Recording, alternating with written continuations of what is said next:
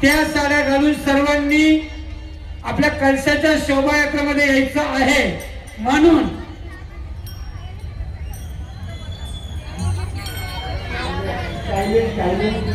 ज्या नवीन साड्या आणल्या त्या तुम्ही उद्या घालून 8 वाजता, कुणी म्हणू नका माझं एक काम बाकी ते काम बाकी, बरोबर? हा, सकाळी 8 वाजता मंदिरामध्ये हजर व्हायचं आहे. पुरुष मंडळी अजिबात बोलणार नाही, त्याची जबाबदारी माझ्याकडे. उद्या तुमचं जेवण मी तुमच्यासाठी मंदिरामध्ये जेवण करेन, परंतु जे शोभायात्रामध्ये असतील त्यांचं जेवण होईल याची खास नोंद घ्या. सहकुटुंब सहपरिवार, कारण उद्याचा दिवस जीवनामध्ये उद्याचा दिवस तुमच्या येणार नाही याची खास नोंद घ्या.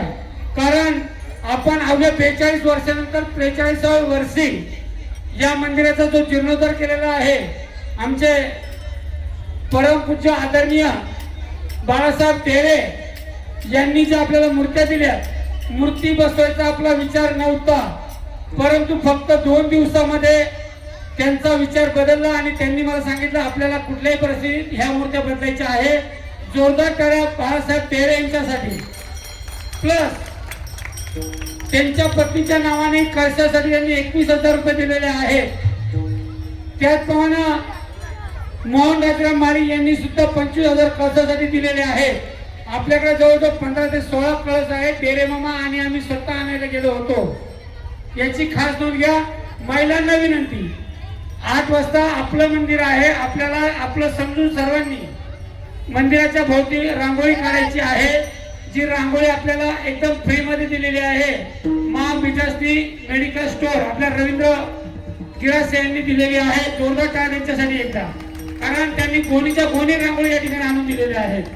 तेव्हा विजयपूर शहरामध्ये रांगोळी दिसली पाहिजे याची खास नोंद घ्या.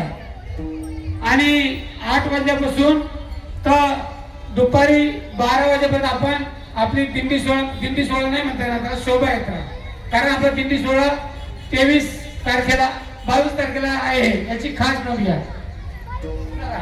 अरे बाबा,